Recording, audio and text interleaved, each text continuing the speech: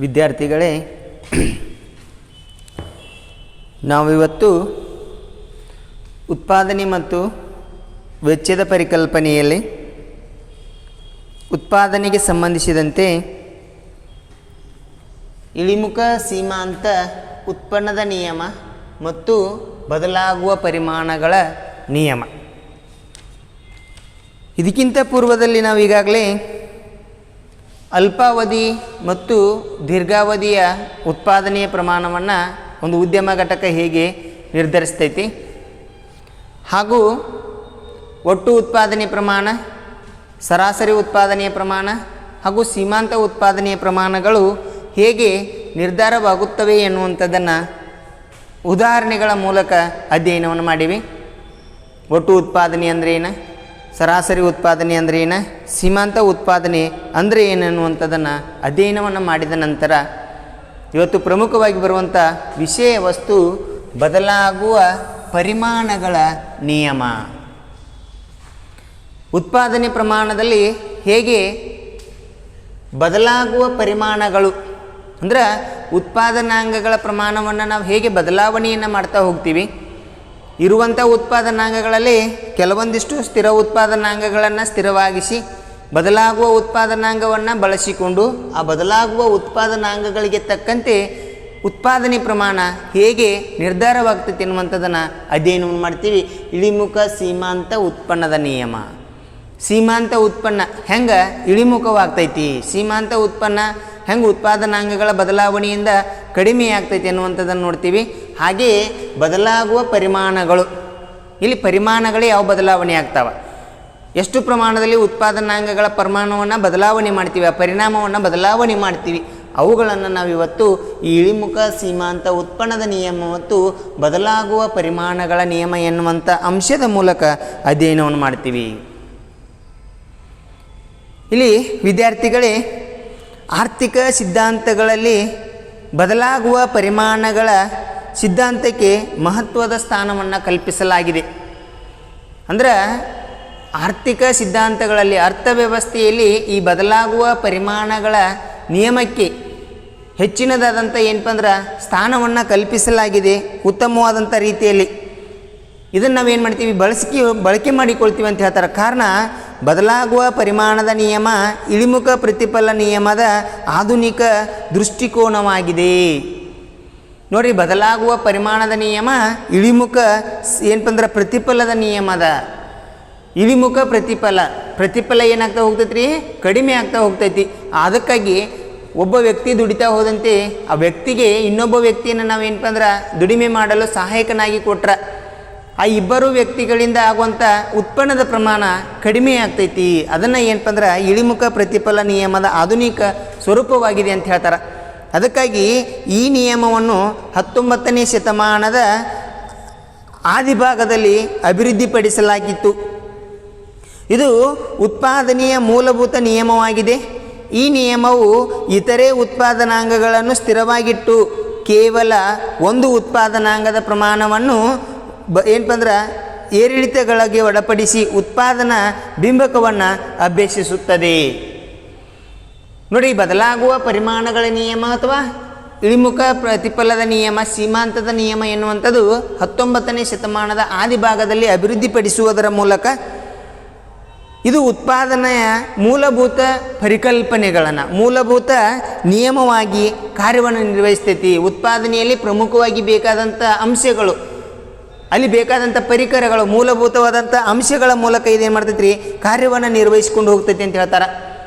ಕೆಲವೊಂದಿಷ್ಟು ಉತ್ಪಾದನಾಂಗಗಳನ್ನು ಸ್ಥಿರವಾಗಿಟ್ಟು ಕೆಲವು ಉತ್ಪಾದನಾಂಗಗಳ ಪ್ರಮಾಣವನ್ನು ಏರಿಳಿತ ಮಾಡಿ, ಹೆಚ್ಚು ಕಡಿಮೆ ಮಾಡಿ, ಕೆಲವೊಂದನ್ನು ಸ್ಥಿರವಾಗಿಸಿ ಕೆಲವೊಂದನ್ನು ಏರಿಳಿತ ಮಾಡುವುದರ ಮೂಲಕ ಆ ಏರಿಳಿತವಾದಂಥ ಉತ್ಪಾದನಾಂಗಗಳ ಪ್ರಮಾಣದಿಂದ ಉತ್ಪಾದನಾ ಬಿಂಬಕದ ಮೂಲಕ, ಈಗಾಗಲೇ ನೀವು ನೋಡಿರಿ ಉತ್ಪಾದನಾ ಬಿಂಬಕದ ಮೂಲಕ ಹೆಂಗೆ ಉತ್ಪಾದನೆ ಎನ್ನುವಂಥದ್ದು ನಿರ್ಧಾರವಾಗ್ತೈತೆ ಅನ್ನುವಂಥದ್ದು ನಾವು ನೋಡಿ, ಅಲ್ಲಿ ಆ ರೀತಿಯಾದಂಥ ಅಂಶಗಳನ್ನು ತೆಗೆದುಕೊಂಡು ಈ ಬದಲಾಗುವ ಪರಿಮಾಣದ ನಿಯಮವನ್ನು ನಾವೇನು ಮಾಡ್ತೀವಿ, ಅಧ್ಯಯನವನ್ನು ಮಾಡ್ತೀವಿ ಅಂತ ಹೇಳ್ತಾರೆ. ಹಾಗಾದ್ರೆ ಬದಲಾಗುವ ಪರಿಮಾಣದ ನಿಯಮದ ಅಂದರೆ ಏನು ಹೇಳ್ತಾರೆ ರೀ, ಇತರೆ ಉತ್ಪಾದನಾಂಗಗಳ ಪ್ರಮಾಣವನ್ನು ಸ್ಥಿರವಾಗಿಟ್ಟು ಒಂದು ನಿರ್ದಿಷ್ಟ ಉತ್ಪಾದನಾಂಗದ ಪ್ರಮಾಣವನ್ನು ಹೆಚ್ಚಿಸುತ್ತಾ ಹೋದಂತೆ ಒಟ್ಟು ಉತ್ಪಾದನೆ ಪ್ರಾರಂಭದಲ್ಲಿ ಒಂದು ಹಂತದವರೆಗೆ ಏರಿಕೆ ಪ್ರಮಾಣದಲ್ಲೂ ನಂತರದಲ್ಲಿ ಇಳಿಕೆ ಪ್ರಮಾಣದಲ್ಲೂ ಹೆಚ್ಚುತ್ತಾ ಹೋಗುತ್ತದೆ. ಇದನ್ನು ಬದಲಾಗುವ ಪರಿಮಾಣಗಳ ನಿಯಮ ಎನ್ನುತ್ತೇವೆ. ನೋಡಿ ಏನು ಹೇಳ್ತಾರೆ ಅಂದರೆ, ಬದಲಾಗುವ ಪರಿಮಾಣಗಳ ನಿಯಮ ಅಂದ್ರೆ ಇತರೆ ಉತ್ಪಾದನಾಂಗಗಳ ಪ್ರಮಾಣವನ್ನು ಸ್ಥಿರವಾಗಿಟ್ಟು ಒಂದು ನಿರ್ದಿಷ್ಟ ಉತ್ಪಾದನಾಂಗದ ಪ್ರಮಾಣವನ್ನು ಹೆಚ್ಚಿಸುತ್ತಾ ಹೋದಂತೆ ಒಟ್ಟು ಉತ್ಪಾದನೆ ಪ್ರಾರಂಭದಲ್ಲಿ ಒಂದು ಹಂತದವರೆಗೆ ಏರಿಕೆಯಾಗುತ್ತಾ ಹೋಗಿ ನಂತರದಲ್ಲಿ ಇಳಿಕೆಯ ಪ್ರಮಾಣದಲ್ಲಿ ಏನಾಗ್ತೈತೆ ಅಂತ ಹೇಳ್ತಾರೆ, ಹೆಚ್ಚಾಗುತ್ತದೆ. ಇದನ್ನು ಬದಲಾಗುವ ಪರಿಮಾಣಗಳ ನಿಯಮ ಅಂತೇಳಿ ಕರಿತೀವಿ. ಹಾಗಾದರೆ ಇಲ್ಲಿ ಉತ್ಪಾದನಾಂಗಗಳ ಪ್ರಮಾಣ ನಿಮ್ಗೆ ಗೊತ್ತೈತ್ರಿ. ಈಗಾಗಲೇ ಉತ್ಪಾದನಾಂಗಗಳನ್ನು ನೋಡಿರಿ. ಭೂಮಿ, ಶ್ರಮ, ಬಂಡವಾಳ ಮತ್ತು ಸಂಘಟನೆ ಎನ್ನುವಂಥ ಉತ್ಪಾದನಾಂಗಗಳಲ್ಲಿ ಇತರೆ ಉತ್ಪಾದನಾಂಗಗಳನ್ನು ಸ್ಥಿರವಾಗಿಟ್ಟು ಕೇವಲ ಒಂದು ಉತ್ಪಾದನಾಂಗದ ಪ್ರಮಾಣವನ್ನು ಬದಲಾಯಿಸುತ್ತಾ ಹೋದಂತೆ ಆ ಉತ್ಪಾದನೆ ಪ್ರಮಾಣವನ್ನು ಏನು ಮಾಡಿದ್ರಿ, ಬದಲಾವಣೆ ಮಾಡುತ್ತಾ ಹೋದಂತೆ ಒಂದು ಹಂತದವರೆಗೆ ಉತ್ಪಾದನೆ ಪ್ರಮಾಣ ಏರಿಕೆ ಹಂತವನ್ನು ತಲುಪಿ ನಂತರದಲ್ಲಿ ಅದೇನಾಗ್ತೈತೆ ಅಂತ ಹೇಳ್ತಾರೆ, ಇಳಿಮುಖವಾಗುತ್ತದೆ. ಇದನ್ನು ನಾವೇನು ಮಾಡ್ತೀವಿ ಅಂದರೆ ಈ ಬದಲಾಗುವ ಪರಿಮಾಣಗಳ ನಿಯಮದ ಮೂಲಕ ಅಧ್ಯಯನವನ್ನು ಮಾಡ್ತೀವಿ ಅಂತ ಹೇಳ್ತೀವಿ. ಅದಕ್ಕಾಗಿ ಈ ನಿಯಮಕ್ಕೆ ಕೆಲವು ಒಂದು ಉತ್ಪಾದನಾಂಗದ ಬಳಕೆಯ ಪ್ರಮಾಣವನ್ನು ಹೆಚ್ಚಿಸುತ್ತಾ ಹೋದಾಗ ಉತ್ಪಾದನೆಯಲ್ಲಾಗುವ ಬದಲಾವಣೆಯನ್ನು ಅಭ್ಯಸಿಸುತ್ತದೆ. ನೋಡಿದು ಕೇವಲ ಒಂದು ಉತ್ಪಾದನಾಂಗದ ಪ್ರಮಾಣವನ್ನು ಬದಲಾವಣೆ ಮಾಡ್ತಾ ಹೋಗಿ ಆ ಒಂದು ಉತ್ಪಾದನಾಂಗದ ಪ್ರಮಾಣದವನ್ನು ಮಾತ್ರ ಏನು ಮಾಡ್ತೈತಿ ಅಂತ ಹೇಳ್ತಾರೆ, ಅಭ್ಯಾಸವನ್ನು ಮಾಡ್ತೈತಿ ಅಂತ ಹೇಳ್ತಾರೆ. ಕೇವಲ ಒಂದು ಉತ್ಪಾದನಾಂಗವನ್ನು ಹೆಚ್ಚಿಸುತ್ತಾ ಹೋದಿಗಿ ಇತರೆ ಉತ್ಪಾದನಾಂಗಗಳು ಸ್ಥಿರವಿದ್ದಾಗ ಉತ್ಪನ್ನದ ಒಂದು ಹಂತದವರೆಗೆ ಅಧಿಕವಾಗುತ್ತಾ ಹೋಗುತ್ತದೆ. ಆದರೆ ಅಂತಿಮವಾಗಿ ಸೀಮಾಂತ ಉತ್ಪನ್ನ ಮತ್ತು ಸರಾಸರಿ ಉತ್ಪನ್ನಗಳೆರಡೂ ಕಡಿಮೆಯಾಗುತ್ತವೆ ಎನ್ನುವಂಥದ್ದನ್ನು ಇಲ್ಲಿ ತಿಳ್ಕೊತೀವಿ. ನೋಡಿ, ಒಂದು ಬದಲಾಗುವ ಉತ್ಪಾದನಾಂಗವನ್ನು ಬದಲಾಯಿಸ್ತಾ ಹೋದಿವಂದ್ರೆ ಅಲ್ಲಿ ಒಂದು ಹಂತದವರೆಗೆ ಏರಿಕೆ ಹಂತವನ್ನು ತಲುಪಿ ನಂತರದಲ್ಲಿ ಅದೇನಾಗ್ತದೆ ಅಂತ ಹೇಳ್ತಾರೆ, ಇಳಿಮುಖವಾಗುತ್ತದೆ. ಸರಾಸರಿ ಉತ್ಪನ್ನ ಮತ್ತು ಸೀಮಾಂತ ಉತ್ಪನ್ನಗಳೆರಡೂ ಏನಾಗ್ತವೆ ಅಂತ ಹೇಳ್ತಾರೆ, ಕಡಿಮೆ ಆಗುತ್ತವೆ. ಇದನ್ನು ನಾವೇನಪ್ಪ ಅಂದ್ರೆ ಈ ಬದಲಾಗುವ ಪರಿಮಾಣದಲ್ಲಿ ಅರ್ಥ ಮಾಡ್ಕೋತೀವಿ. ಹಾಗಾದರೆ ಬದಲಾಗುವ ಪರಿಮಾಣದ ನಿಯಮವನ್ನು ಹಂತಗಳ ಮೂಲಕ ಅಧ್ಯಯನ ಮಾಡ್ತೀವಿ. ಇಲ್ಲಿ ಎರಡು ಹಂತಗಳು ಬರ್ತಾವ. ಒಂದು ಏರಿಕೆಯ ಪ್ರತಿಫಲದ ಹಂತ. ನೋಡಿ, ಹಂತಗಳು ಒಂದು ಏರಿಕೆಯ ಪ್ರತಿಫಲದ ಹಂತ, ಎರಡನೇದು ಇಳಿಕೆಯ ಪ್ರತಿಫಲದ ಹಂತ. ಏರಿಕೆಯ ಪ್ರತಿಫಲದ ಹಂತ, ಇನ್ನೊಂದು ಇಳಿಕೆಯ ಪ್ರತಿಫಲದ ಹಂತ. ಇದು ಇನ್ಕ್ರೀಜಿಂಗ್ ರಿಟರ್ನ್ಸ್ IR ಅಂತೇಳಿ ಬರ್ತೈತಿ. ಇನ್ಕ್ರೀಜಿಂಗ್ ರಿಟರ್ನ್ಸ್. ಇದು DR ಏಟ್ ಬಂದ್ರೆ DM ಅಂತೇಳಿ ಬರ್ತೈತಿ. Diminishing returns. ಇನ್ಕ್ರೀಜಿಂಗ್ ಹಾಗೂ ಡಿಮಿನಿಷಿಂಗ್ ರಿಟರ್ನ್ಸ್ ಅಂತೇಳಿ ಬರ್ತಾವ. ಏರಿಕೆಯ ಪ್ರತಿಫಲ ಇನ್ಕ್ರೀಜಿಂಗ್ ರಿಟರ್ನ್ಸ್ ಅಂದರೆ ಏರಿಕೆಯ ಪ್ರತಿಫಲ ಸಿಗ್ತೈತಿ. ಇನ್ಕ್ರೀಜಿಂಗ್ ರಿಟರ್ನ್ಸ್ ಅಂದ್ರೆ ಪ್ರತಿಫಲ ಏನಾಗ್ತಾ ಹೋಗ್ತೈತಿ, ಹೆಚ್ಚಾಗ್ತಾ ಹೋಗ್ತೈತಿ. ಇಳಿಕೆಯ ಪ್ರತಿಫಲದ ಹಂತ ಡಿಮಿನಿಷಿಂಗ್ ರಿಟರ್ನ್ಸ್. ಇಲ್ಲಿ ಪ್ರತಿಫಲ ಏನಾಗ್ತಾ ಹೋಗ್ತೈತಿ, ಕಡಿಮೆ ಆಗ್ತಾ ಹೋಗ್ತೈತಿ, ಡಿಮಿನಿಷಿಂಗ್ ಆಗ್ತಾ ಹೋಗ್ತೈತಿ. ಅದಕ್ಕಾಗಿ ಇಲ್ಲಿ ಎರಡು ಹಂತಗಳ ಮೂಲಕ ಏನಪ್ಪ ಅಂದ್ರೆ ಅಧ್ಯಯನ ಮಾಡ್ತೀವಿ. ಏರಿಕೆಯ ಪ್ರತಿಫಲದ ಹಂತ ಇನ್ಕ್ರೀಜಿಂಗ್ ರಿಟರ್ನ್ಸ್, ಇಳಿಕೆಯ ಪ್ರತಿಫಲದ ಹಂತ ಡಿಮಿನಿಷಿಂಗ್ ರಿಟರ್ನ್ಸ್. ಅದಕ್ಕಾಗಿ ನೋಡ್ರಿ, the law of diminishing marginal product and the law of variable production. ಇಳಿಮುಖ ಸೀಮಾಂತ ಉತ್ಪನ್ನದ ನಿಯಮ ಮತ್ತು ಬದಲಾಗುವ ಪರಿಮಾಣಗಳ ನಿಯಮದ ಮೂಲಕ ಇಲ್ಲಿ ಇಳಿಮುಖ ಸೀಮಾಂತ, the law of diminishing marginal product, the law of diminishing marginal product and the law of variable ಬದಲಾಗುವ, the law of variable production ಬದಲಾಗುವ ಪರಿಮಾಣಗಳು. ಇವುಗಳ ಮೂಲಕ ಹೆಂಗೆ ನಿರ್ಧಾರವಾಗ್ತೈತೆ ಅನ್ನುವಂಥದ್ದನ್ನು ನಾವೇನು ಮಾಡ್ತೀವಿ, ಅಧ್ಯಯನವನ್ನು ಮಾಡ್ತೀವಿ ಅಂತ ಹೇಳ್ತೀವಿ. ಹಾಗಾದರೆ ಇದನ್ನು ಒಂದು ಉದಾಹರಣೆ ಮೂಲಕ ನೋಡೋಣ.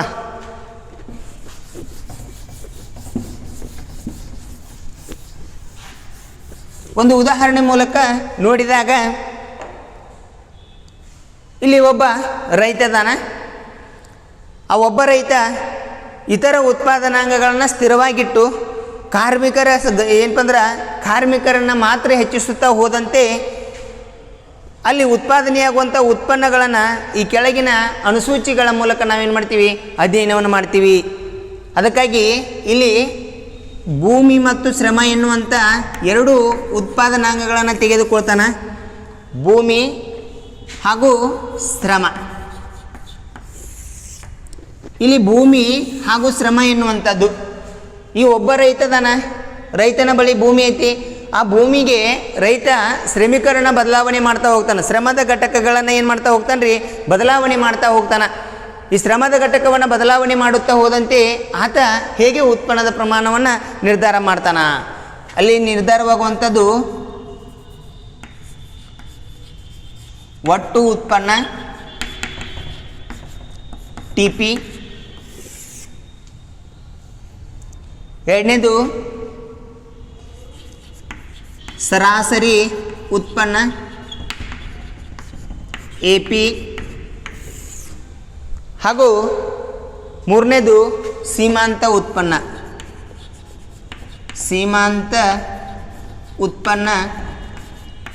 MP.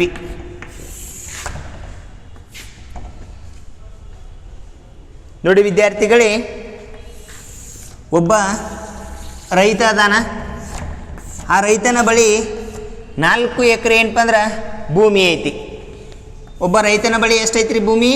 4 ಎಕರೆ ಭೂಮಿ ಐತಿ. ಈ 4 ಎಕರೆ ಭೂಮಿಯಲ್ಲಿ ಆತ ಏನು ಮಾಡ್ತಾ ಹೋಗ್ತಾನೆ ರೀ, ಶ್ರಮದ ಘಟಕವನ್ನು ಬದಲಾವಣೆ ಮಾಡ್ತಾ ಹೋಗ್ತಾನೆ.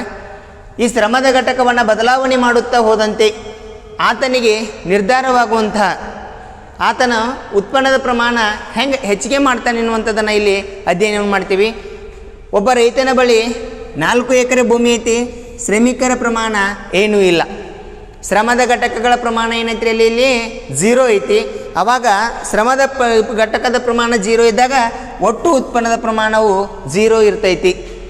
ಯಾಕಂದ್ರೆ ಭೂಮಿ ಐತಿ, ಆ ಭೂಮಿಯಲ್ಲಿ ಯಾರು ಶ್ರಮಿಕರು ಏನಪ್ಪ ಅಂದ್ರೆ ಕೆಲಸವನ್ನು ನಿರ್ವಹಿಸದೇ ಇರುವಂಥ ಸ್ಥಿತಿಯಲ್ಲಿ, ಆವಾಗ ಶ್ರಮಿಕರು ನಿರ್ವಹಿಸದೇ ಇದ್ದಾಗ ಭೂಮಿಯಲ್ಲಿ ಏನೂ ಉತ್ಪಾದನೆ ಮಾಡೋಕ್ಕೆ ಏನಿಲ್ಲರಿ, ಸಾಧ್ಯವಿಲ್ಲ.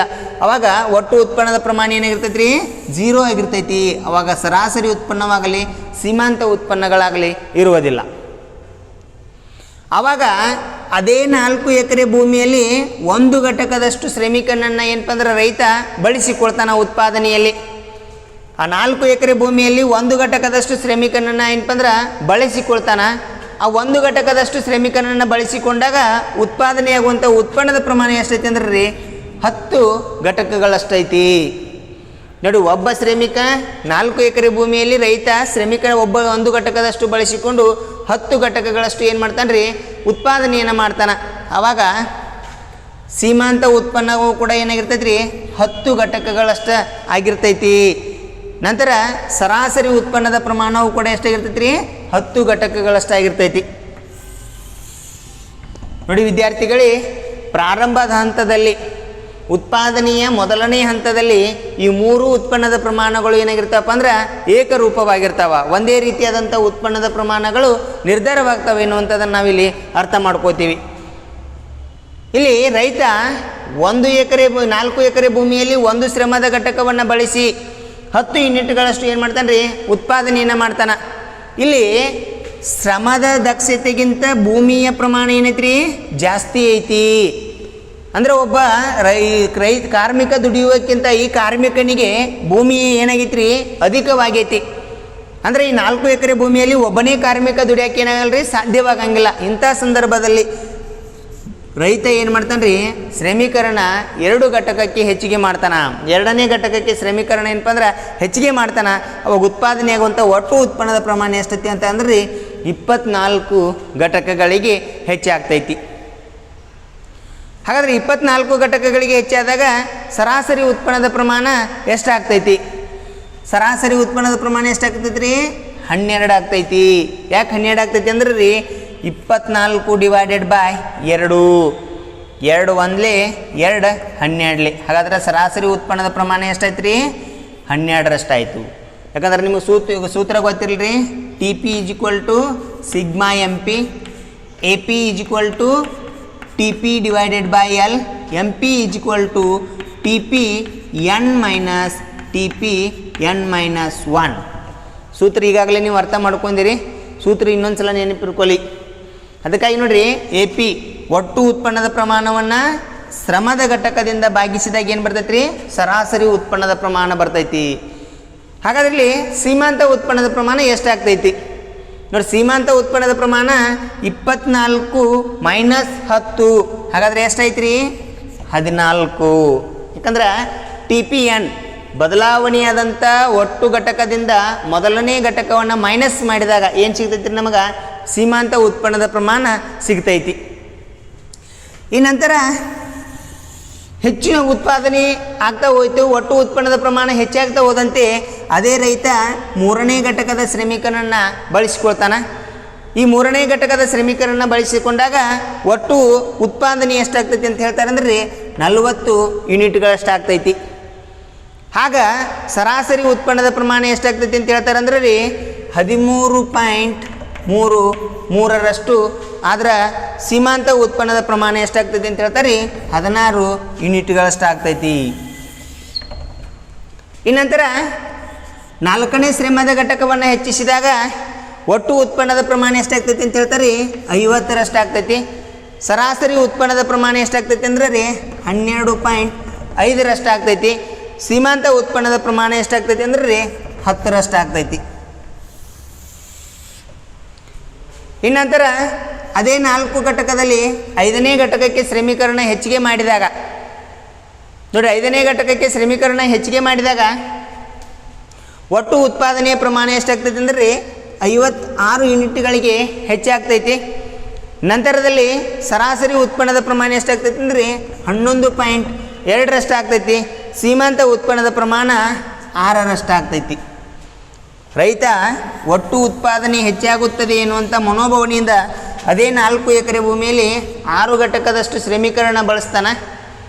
ಈ 6 ಘಟಕದಷ್ಟು ಶ್ರಮೀಕರಣ ಬಳಸಿದಾಗ ಉತ್ಪಾದನೆ ಆಗುವಂಥ ಒಟ್ಟು ಉತ್ಪನ್ನದ ಪ್ರಮಾಣ ಎಷ್ಟಾಗ್ತದೆ ಅಂದರೆ 57 ಘಟಕಗಳಷ್ಟಾಗ್ತೈತಿ. ಸರಾಸರಿ ಉತ್ಪಾದನೆ ಪ್ರಮಾಣ 9.5ರಷ್ಟಾಗ್ತೈತಿ. ಸೀಮಾಂತ ಉತ್ಪಾದನೆ ಪ್ರಮಾಣ ಎಷ್ಟಾಗ್ತೈತಿ ಅಂತ ಹೇಳ್ತಾರೆ 1ರಷ್ಟಾಗ್ತೈತಿ. ವಿದ್ಯಾರ್ಥಿಗಳೇ, ಈ ಕೋಷ್ಟಕವನ್ನು ಗಮನಿಸ್ರಿ. ಇಲ್ಲಿ ಒಟ್ಟು ಉತ್ಪನ್ನದನೆ, ಸರಾಸರಿ ಉತ್ಪಾದನೆ, ಸೀಮಾಂತ ಉತ್ಪಾದನೆಯ ಪ್ರಮಾಣ, ಇಳಿಮುಖ ಸೀಮಾಂತ ಉತ್ಪನ್ನದ ನಿಯಮ. ಇಳಿಮುಖ ಸೀಮಾಂತ ಉತ್ಪನ್ನ ಎಲ್ಲಿವರೆಗೆ ಹೆಚ್ಚಾಗಿ ನಂತರ ಇಳಿಮುಖವಾಗ್ತೈತಿ? ಬದಲಾಗುವ ಪರಿಮಾಣಗಳ ನಿಯಮ. ಇಲ್ಲಿ ಪರಿಮಾಣಗಳು ಹೆಂಗೆ ಬದಲಾವಣೆ ಆಗ್ತಾ ಹೋಗುತ್ತವೆಯೋ ಹಾಗೆ ಉತ್ಪನ್ನದ ಪ್ರಮಾಣವು ಕೂಡ ಏನಾಗ್ತೈತಿ ರೀ? ಬದಲಾವಣೆ ಆಗ್ತೈತಿ ಅನ್ನುವಂಥದ್ದನ್ನು ಇಲ್ಲಿ ಅರ್ಥ ಮಾಡ್ಕೋತೀವಿ. ನೋಡಿ, ನಾವಿಲ್ಲಿ ಏರಿಕೆಯ ಪ್ರತಿಫಲ, ಇಳಿಕೆಯ ಪ್ರತಿಫಲ, ಇನ್ಕ್ರೀಸಿಂಗ್ ರಿಟರ್ನ್ಸ್, ಡಿಮಿನಿಷಿಂಗ್ ರಿಟರ್ನ್ಸ್. ಏರಿಕೆಯ ಪ್ರತಿಫಲ ಅನ್ನೋನ ಮೊದಲನೇದಾಗಿ ನೋಡೋಣ.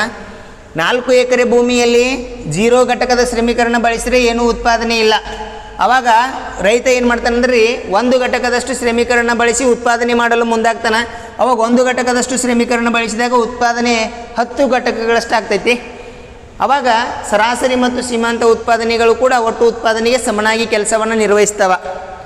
ನಂತರ ರೈತ ಒಂದೇ ಘಟಕದ ಶ್ರಮಿಕನಿಗೆ ಈ 4 ಎಕರೆ ಭೂಮಿ ಅಧಿಕವಾಗ್ತೈತಿ. ಅವಾಗ ಶ್ರಮದಾಗ ಏನಪ್ಪ ಅಂದ್ರೆ ಬಳಕೆಯ ಪ್ರಮಾಣ ಕಡಿಮೆ ಆಗ್ತೈತಿ. ಇದರಿಂದಾಗಿ ಘಟಕವನ್ನು ಹೆಚ್ಚಿಗೆ ಮಾಡ್ತಾನೆ. ಶ್ರಮವನ್ನು 2 ಘಟಕಕ್ಕೆ ಹೆಚ್ಚಿಗೆ ಮಾಡಿದಾಗ ಒಟ್ಟು ಉತ್ಪಾದನೆ ಎಷ್ಟಾಗ್ತದೆ ಅಂದರೆ 24 ಯೂನಿಟ್ಗಳಿಗೆ ಅಥವಾ 24 ಘಟಕಗಳಿಗೆ ಹೆಚ್ಚಾಗ್ತೈತಿ. ಅವಾಗ ರೀ ಸರಾಸರಿ ಉತ್ಪನ್ನ ಎಷ್ಟಾಗ್ತೈತಿ? 12 ಘಟಕಗಳಷ್ಟಾಗ್ತೈತಿ. ಸೀಮಾಂತ ಉತ್ಪನ್ನ 14 ಘಟಕಗಳಷ್ಟಿರ್ತೈತಿ. ಈ ಇಬ್ಬರು ಏನಪ್ಪ ಅಂದ್ರೆ ಈ 4 ಎಕರೆ ಭೂಮಿಗೆ ಇನ್ನೂ ಈ ಶ್ರಮದ ಪ್ರಮಾಣ ಕಡಿಮೆ ಆಗ್ತೈತಿ ಅಂತ 4 ಎಕರೆ ಭೂಮಿಯಲ್ಲಿ 3ನೇ ಘಟಕವನ್ನು ಹೆಚ್ಚಿಗೆ ಮಾಡ್ತಾನೆ. ಅವಾಗ ಒಟ್ಟು ಉತ್ಪನ್ನ 40 ಘಟಕಗಳಿಗೆ ಹೆಚ್ಚಾಗ್ತೈತಿ. ಸರಾಸರಿ ಉತ್ಪನ್ನ 13.3 ಯೂನಿಟ್ಗಳು ಎಷ್ಟಾಗ್ತೈತಿ ರೀ? 16 ಘಟಕಗಳಿಗೆ ಸೀಮಾಂತ ಉತ್ಪನ್ನದ ಪ್ರಮಾಣ ಹೆಚ್ಚಾಗ್ತೈತಿ. ನಂತರ ಈ 4 ಎಕರೆ ಭೂಮಿಯಲ್ಲಿ 4ನೇ ಘಟಕದ ಶ್ರಮಿಕನನ್ನು ತೆಗೆದುಕೊಂಡಾಗ ನೋಡಿ, ಇಲ್ಲಿವರೆಗೆ ಒಟ್ಟು ಉತ್ಪನ್ನದ ಪ್ರಮಾಣ ಒಂದು ಹಂತದವರೆಗೆ ಏರಿಕೆ ಹಂತ. 10 ಇದ್ದಿದ್ದು ಎಷ್ಟಾಗೈತಿ ರೀ? 24ರಷ್ಟಾಗೈತಿ. 24 ಇದ್ದಿದ್ದು ಎಷ್ಟಾಗೈತಿ ರೀ? 40ರಷ್ಟಾಗೈತಿ. ಅಂದ್ರೆ ಇಲ್ಲಿ 14ರಷ್ಟು ಹೆಚ್ಚಾಗೈತಿ, ಇಲ್ಲಿ 16ರಷ್ಟು ಹೆಚ್ಚಾಗೈತಿ. ಮೊದಲನೇ ಘಟಕ ಇದ್ದಾಗ 10ರಷ್ಟೈತಿ. ಇಬ್ಬರ ಶ್ರಮಿಕರು ಕೂಡಿ 14ರಷ್ಟು ಹೆಚ್ಚಿಗೆ ಮಾಡ್ಯಾರ. 3ನೇ ಶ್ರಮಿಕ ಕೂಡಿ 14ರಷ್ಟು ಹೆಚ್ಚಿಗೆ ಮಾಡ್ಯಾರ. 4ನೇ ಶ್ರಮಿಕ ಕೂಡಿದಾಗ ಎಷ್ಟಾತಂದ್ರೆ ರೀ ಇಳಿಮುಖ ಸೀಮಾಂತ ನೋಡ್ರಿ, ಏರಿಕೆಯ ಪ್ರತಿಫಲ. ಇಲ್ಲಿವರೆಗೆ ಏನೈತಿ ಅಂತ ಹೇಳ್ತಾರೆ ಅಂದ್ರೆ ರೀ, ಏರಿಕೆಯ ಪ್ರತಿಫಲ ಐತಿ. ನಂತರದಲ್ಲಿ ಯಾಕಂದ್ರೆ ಇಲ್ಲಿವರೆಗೆ ಶ್ರಮಿಕರಿಗೂ ಮತ್ತು ಭೂಮಿಗೆ ದಕ್ಷತೆಗೂ ಸಮನಾಗಿತ್ತು. ಇಲ್ಲಿ ಶ್ರಮಿಕರಿಗೆ ಮತ್ತು ಭೂಮಿಯ ಪ್ರಮಾಣ ಸಮನಾಗಿ ಹಂಚಿಕೆಯಾಗಿತ್ತು. ಇಲ್ಲಿ 4ನೇ ವ್ಯಕ್ತಿ ಬಂದಾಗ ಭೂಮಿಯು 4 ವ್ಯಕ್ತಿಗಳಿಗೆ ಹಂಚಿಕೆಯಲ್ಲಿ ಏನಪ್ಪ ಅಂತಾರೆ ಕಡಿಮೆ ಆಗ್ತೈತಿ. ಭೂಮಿಯ ಪ್ರಮಾಣ ಇವರಿಗೆ 4 ಜನಕ್ಕೆ ಕಡಿಮೆ ಆಗುವುದರಿಂದ ಇಳಿಕೆಯ ಪ್ರತಿಫಲ ನೋಡಿ 40 ಇದ್ದಿದ್ದು 50ರಷ್ಟು ಆಗ್ತೈತಿ. ಆದರೆ ಒಟ್ಟು ಉತ್ಪನ್ನ ಏನಂಗೆ ಹೆಚ್ಚಾಗ್ತೈತಿ ರೀ, ಒಂದು ಹಂತದವರೆಗೆ ಏರಿಕೆಯಾಗಿ ನಂತರದಲ್ಲಿ ಇಳಿಕೆಯ ಹಂತದಲ್ಲಿ ಏರಿಕೆಯಾಗುತ್ತದೆ ನೋಡಿ. ಅದಕ್ಕಾಗಿ ಹೇಳ್ತಾರೆ ಬದಲಾಗುವ ಪರಿಣಾಮ ಏನು ಹೇಳ್ತಾರೆ, ಇತರೆ ಅಂಶಗಳು ಸ್ಥಿರವಾಗಿಸಿ ಒಂದು ಉತ್ಪಾದನಾಂಗವನ್ನು ಬದಲಾವಣೆ ಮಾಡುತ್ತಾ ಹೋದಂತೆ ಒಂದು ಹಂತದವರೆಗೆ ಒಟ್ಟು ಉತ್ಪನ್ನದ ಪ್ರಮಾಣ ಹೆಚ್ಚಾಗುತ್ತಾ ಹೋಗಿ ನಂತರದಲ್ಲಿ ಇಳಿಕೆಯ ದರದಲ್ಲಿ ಏನಾಗ್ತೈತಿ ರೀ, ಹೆಚ್ಚಾಗ್ತೈತಿ ಅಂತ ಹೇಳ್ತಾರೆ ನೋಡಿ. ಒಂದು ಹಂತದವರೆಗೆ ಏರಿಕೆ ಹಂತವನ್ನು ತಲುಪಿ ನಂತರ ಇಳಿಕೆಯ ದರದಲ್ಲಿ ಅಂದರೆ 50 ಇದ್ದಿದ್ದು 56 ಆಗೈತಿ, 56 ಇದ್ದಿದ್ದು 57 ಆಗೈತಿ. ಇಲ್ಲಿವರೆಗೆ ನೋಡ್ರಿ 10 ಇದ್ದಿದ್ದು 14 ಆಗೈತಿ, 14 ಇದ್ದಿದ್ದು 16 ಆಗೈತಿ. ಏನಪ್ಪ ಅಂದ್ರೆ ಏರಿಕೆ ಹಂತವನ್ನು ತಲುಪಿದ ನಂತರ ಇಲ್ಲಿ ಶ್ರಮದ ದಕ್ಷತೆಯ ಪ್ರಮಾಣ ಭೂಮಿಯ ದಕ್ಷತೆ ಏನಪ್ಪ ಅಂದ್ರೆ ಕಡಿಮೆ ಆಗುವುದರಿಂದ 16 ಇದ್ದಿದ್ದು ಎಷ್ಟು ಆಗೈತಿ ರೀ, 10 ಆಗೈತಿ, 10 ಇದ್ದಿದ್ದು 6 ಆಗೈತಿ, 6 ಇದ್ದಿದ್ದು 1 ಆಗೈತಿ ನೋಡಿ. ವಿದ್ಯಾರ್ಥಿಗಳೇ, ಈ ರೀತಿಯಾಗಿ ನಾವು ಏನಪ್ಪ ಅಂದ್ರೆ ಇಳಿಮುಖ ಸೀಮಾಂತ ಉತ್ಪನ್ನದ ನಿಯಮ ಮತ್ತು ಬದಲಾಗುವ ಪರಿಮಾಣಗಳ ನಿಯಮವನ್ನು ಒಂದು ಉದಾಹರಣೆ ಮೂಲಕ ಒಬ್ಬ ರೈತ 4 ಎಕರೆ ಭೂಮಿಯಲ್ಲಿ ಶ್ರಮದ ಏನಪ್ಪ ಅಂದ್ರೆ ಉತ್ಪಾದನಾಂಗವನ್ನು ಶ್ರಮದ ಘಟಕವನ್ನು ಬದಲಾವಣೆ ಮಾಡುತ್ತಾ ಹೋದಂತೆ ಒಟ್ಟು ಉತ್ಪನ್ನ, ಸರಾಸರಿ ಉತ್ಪನ್ನ ಹಾಗೂ ಸೀಮಾಂತ ಉತ್ಪನ್ನಗಳು ಹೇಗೆ ನಿರ್ಧಾರವಾಗ್ತವೆ ಅನ್ನುವಂಥದ್ದನ್ನು ಅರ್ಥ ಮಾಡ್ಕೊಂಡಿವಿ. ಈ ಅನುಸೂಚಿಯ ಆಧಾರದ ಮೇಲೆ ನಾವು ಇವಾಗಂದ ರೇಖಾಚಿತ್ರವನ್ನು ರಚನೆಯನ್ನು ಮಾಡೋಣ.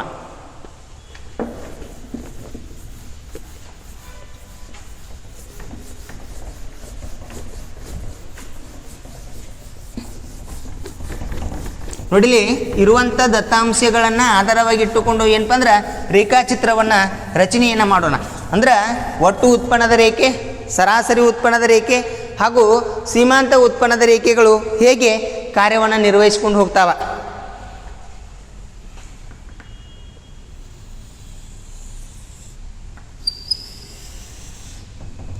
O Y X ಇಲ್ಲಿ ಬಂಡವಾಳದ ಪ್ರಮಾಣ 10, 20, 30, 40, 50 ಹಾಗೂ 60. 10, 20, 30, 40, 50, 60 ಇದೇನಪ್ಪ ಅಂದ್ರೆ ಬಂಡವಾಳ. ಇಲ್ಲಿ ಶ್ರಮ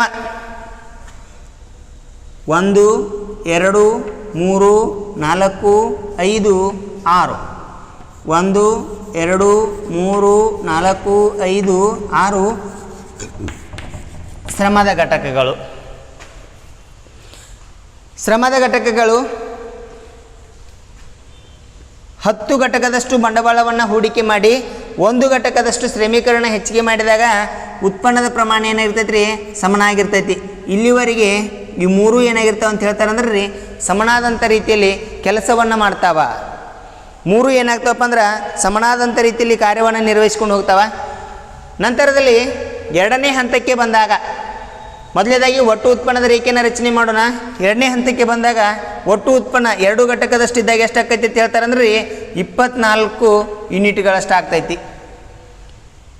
ನಂತರ 3ನೇ ಘಟಕದ ಶ್ರಮೀಕರಣ ಬಳಸಿದಾಗ ಎಷ್ಟಾಗ್ತೈತಿ ಅಂತ ಹೇಳ್ತಾರೆ ಅಂದ್ರೆ 40 ಯೂನಿಟ್ಗಳಷ್ಟು ಆಗ್ತೈತಿ. ನಂತರ 4ನೇ ಘಟಕದ ಶ್ರಮೀಕರಣ ಬಳಸಿದಾಗ ಒಟ್ಟು ಉತ್ಪನ್ನದ ಪ್ರಮಾಣ ಎಷ್ಟಾಗ್ತೈತಿ ಅಂತ ಹೇಳ್ತಾರೆ 50 ಯೂನಿಟ್ಗಳಷ್ಟು ಆಗ್ತೈತಿ.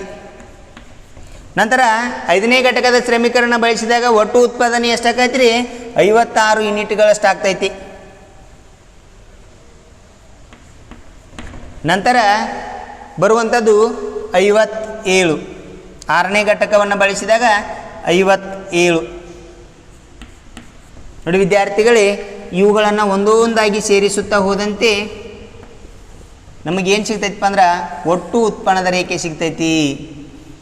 ನಮಗೆ ಒಟ್ಟು ಉತ್ಪನ್ನದ ರೇಖೆ, ಟೋಟಲ್ ಪ್ರಾಡಕ್ಟ್ ಒಟ್ಟು ಉತ್ಪನ್ನದ ರೇಖೆ ಏನಾಗ್ತೈತಿ ರೀ, ರಚನೆ ಆಗ್ತೈತಿ. ಅಂದ್ರೆ 1 ಹಂತದವರೆಗೆ ಏರಿಕೆಯನ್ನು ತಲುಪಿ ನಂತರದಲ್ಲಿ ಏನಾಗ್ತೈತಿ ರೀ, ಇಳಿಕೆಯ ಹಂತದಲ್ಲಿ ಏರಿಕೆ ಆಗ್ತೈತಿ ಅನ್ನುವಂಥದ್ದನ್ನು ನೋಡಿವಿ.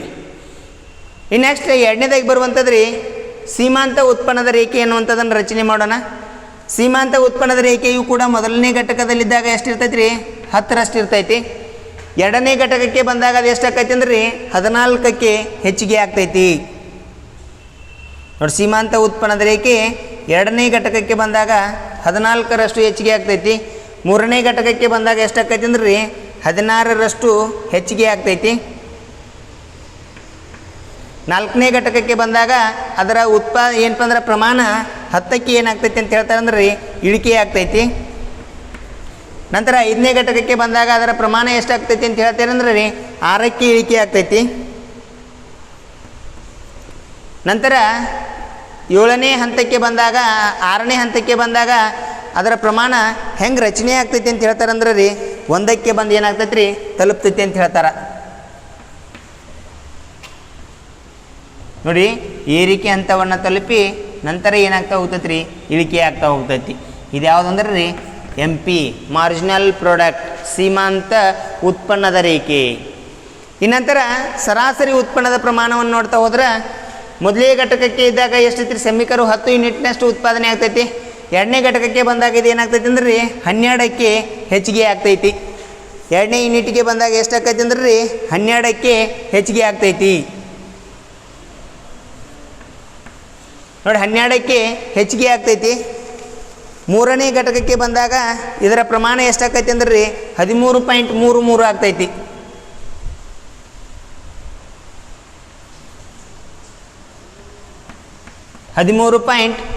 ಆಗ್ತೈತಿ.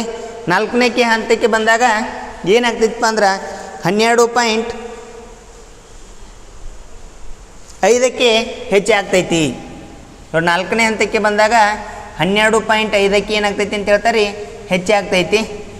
ನಂತರ 5ನೇ ಹಂತಕ್ಕೆ ಬಂದಾಗ ಇದು ಎಷ್ಟಾಗ್ತೈತಿ ಅಂತ ಹೇಳ್ತಾರೆ ಅಂದ್ರೆ 11.2ರಷ್ಟು ಆಗ್ತೈತಿ.